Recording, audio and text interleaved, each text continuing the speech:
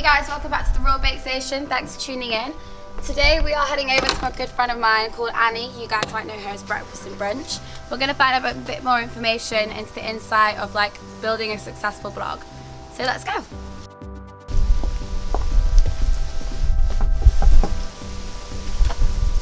Hey! Hello, how are you? Good, how are you? Come in.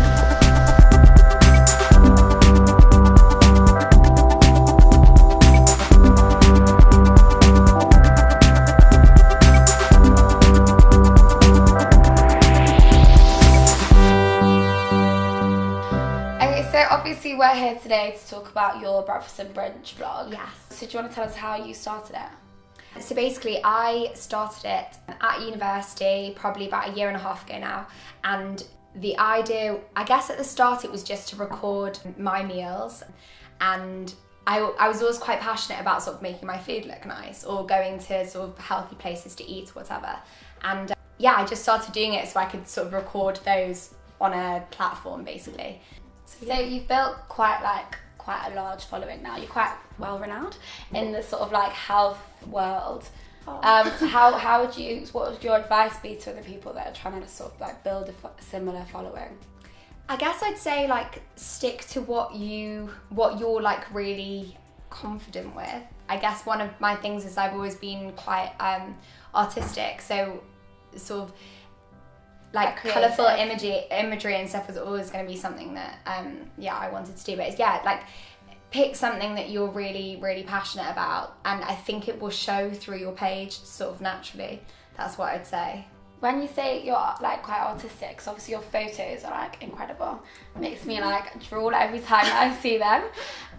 Does it take you quite a long time to sort of like get to that situation where you are really good, it's quite fast paced taking the photos, or does it take you quite a long time to settle it? So I'd say, so I did art for A-level, and I studied history of art at uni, so I guess it's something that I'd say in a way like comes naturally to me, but I started off just taking things on my iPhone, and then it progressed to a camera, and then it was all sort of about like learning how to edit photos to sort of like bring out the best features in them pretty much. So, no, it's definitely still a work in progress, but I think I'd say that it's taken me about a year to sort of really find my feet with it. At the start it was very amateur. Because photos are really important, especially for Instagram.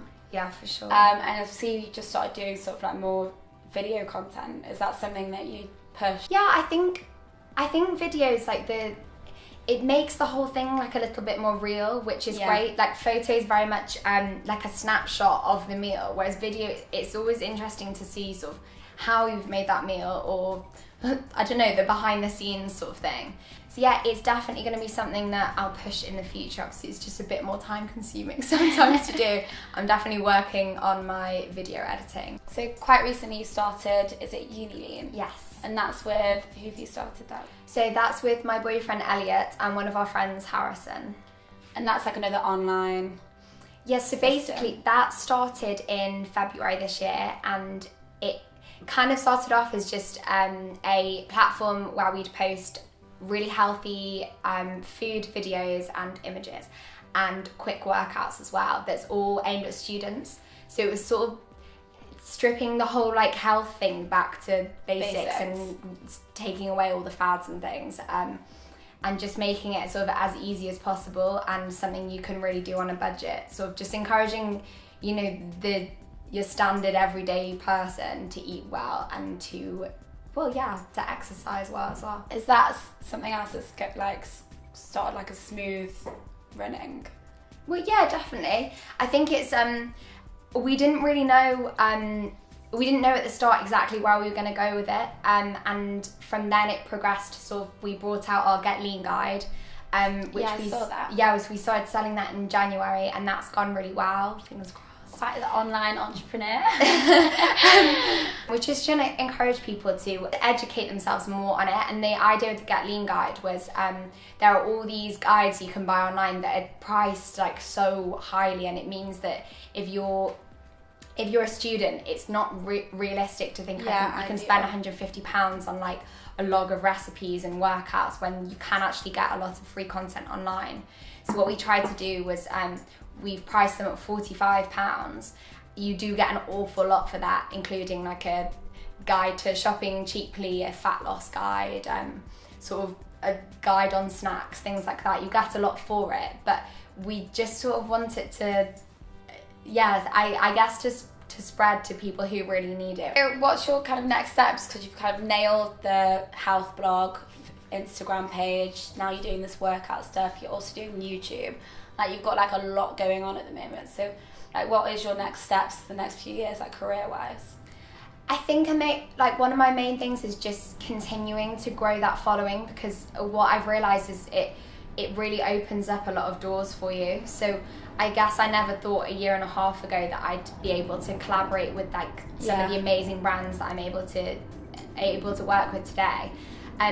So I guess it is sort of all to do with growing your following, but it's to do with the doors that opens along the way. So that, I guess, there are some of my favourite brands that at the moment are a bit too sort of higher. Yeah, a bit too high up for me. That I'd love to work with. And yeah, just set up like real partnerships with people rather than sort of one-off jobs and things.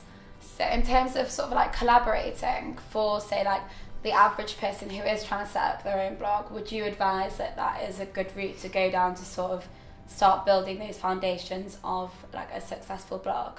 Yes, so especially with really well-known companies, I guess they have like a reputation already, and if you're seen to be working with them, I think it sort of confirms your I guess it confirms your status as a blogger in a way, because I guess if nobody wants to work with you, it's not the best for your reputation. So yeah, collaborations are great, but not just with brands, I would say with other bloggers as well.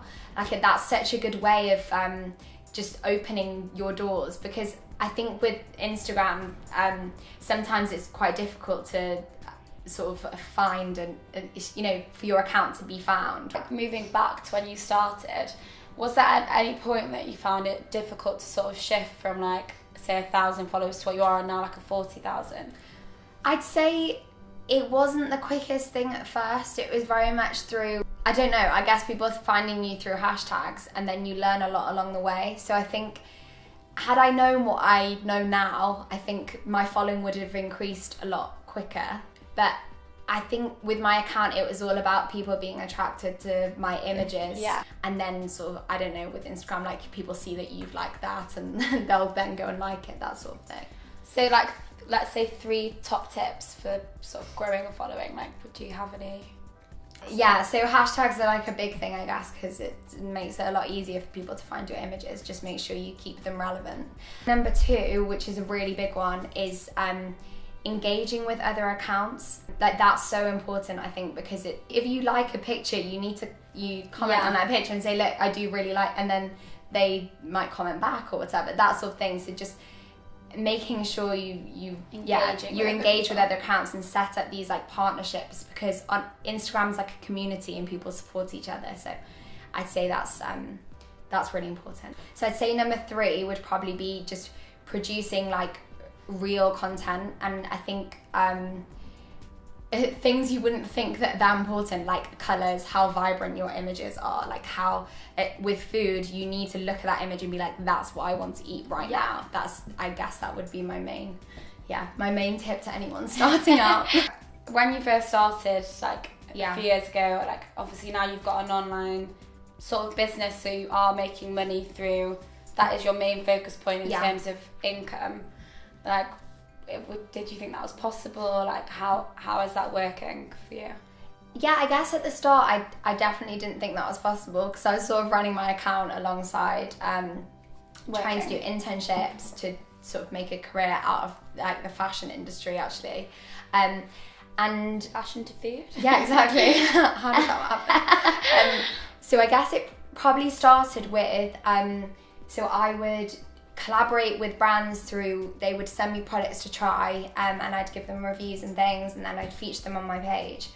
And then I guess as my followers increased, probably when I was at about 20,000 followers, that would start to turn into, actually we will pay you to feature this on your page. Or like I do quite a lot of recipe creations for brands that because I guess they would pay someone to do that anyway, and it's great to pay someone who sort of has a bit of an influence on social media. Yeah. So I guess from the brand's point of view, they're getting something that will be posted across like my social media account as well as just a recipe to feature on their blog or whatever. So I guess now it's just really nice to think that I can make money off doing something that I absolutely love. It's like my like passion. In terms of that older taking the photos and is like ever a moment where you actually make a meal that doesn't look that great? All the time. I've always wondered that, because your photos look like incredible like every day, but then I'm always wondered, like, would you be bothered to sort of like make something look pretty like 24/7? Yeah, so no, there are a lot of like this morning, for example, I was like, I could make something to post, or I could make fried eggs on toast, and it was like a really boring one. So no, it's not always like that. And I think especially what I'll try to do is, if I've mastered how something looks and the flavour of it or something, that's when I'm likely to post my recipe. A lot of things are like work in progress, and often behind like one photo there are about 3 that have like gone really wrong. So how do you think all the time of like new ideas and stuff? Because obviously you've got to have fresh content all the time. Sure. So like, do you get inspiration from other pages, or is it all kind of like your own?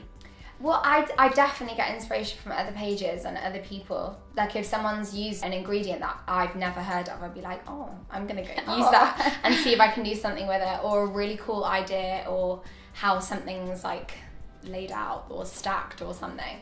So yeah, I would say definitely inspiration from other people. But what I quite like doing is finding my favourite unhealthy things and trying to sort of create healthier versions of them. All of your imagery, you said that you started off with an iPhone. Yeah. Are you still using your iPhone, or what kind of camera are you using now? So I sometimes do use my iPhone, have an iPhone 7, the camera's actually quite good on it. The camera is really good. Yeah, it's really good. But I have, my main thing is I have a Sony a6000, and it's just the kit lens I use, and I got that for Christmas. So yeah, I've been using that since December, and it's amazing. Did you follow like any tutorials to sort of? Yeah, I looked at so much stuff on YouTube. Useless. I had no idea how to work a camera before. Like I would always use the whatever the green like auto setting is on it for ages, and then I was like, this is terrible. Like I can't do this forever. So yeah, I still look at things.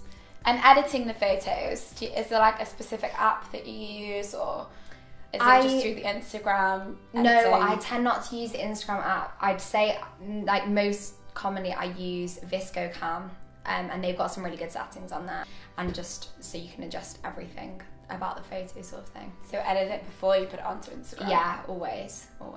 You said you take inspiration from other blogs and stuff, and I'm sure you spend some of your time, like other people do, looking at other people's blogs. All the time. Is there anyone that springs to mind that you really do like their page, like their images, or what their content is? I would say probably there's this blogger called Lucy and Lentils, and she's amazing. Like her images are incredible, and I wish I sort of had all the equipment to take images like that. So I guess she another food. Yeah, she's a food blogger, and I think she's mainly plant-based, which I think is really cool as well. But yeah, her like images are such high quality, and the colours are always amazing. So I always look for inspiration on her page. You are based up in Manchester, but you also spend quite a lot of time in London. Like, would you say it's quite important for like the industry that you're in to be in London, or for people that are also starting up their own blogs, or trying to be like an influencer in that industry? Is it important to be in London? I guess the beauty of Instagram is like you can do it from anywhere, but I think with what I'm doing linked with Unilean, anytime we need to meet a brand, like often their headquarters are down south, so it is quite important for me at the moment, so I'm obviously looking to move there in the next few months. But do you know what I would say, for the kind of, if I didn't have Unilean, it wouldn't necessarily be the most important thing for me. So not to network with sort of like other bloggers or anything? I think it is, I mean, unless you live literally like North Scotland or somewhere, I think in the sticks. Yeah, I think it's Yeah, I think, you know what, it's important to be able to access places rather than to actually need to live there. Like I've often sort of got the train down for day events and things, and it's really great to meet sort of like-minded people, but I wouldn't say it's completely necessary. Okay, so thanks for having us today, Annie. Thank you. It's been like a pleasure chatting to you and getting a bit of an insight to your world. So in terms of our followers from today, like how can they access your page? So I am at Breakfast Brunch on Instagram, and my website is www.allbreakfastandbrunch.com. Okay, cool. Thanks for tuning in today, guys. I hope you enjoyed our interview with Annie. Be sure to check out her page. Remember to subscribe if you want to see the future videos. We're always posting weekly or fortnightly on fitness, food, or interviews. And remember to leave any comments or questions down below if you've got anything for me.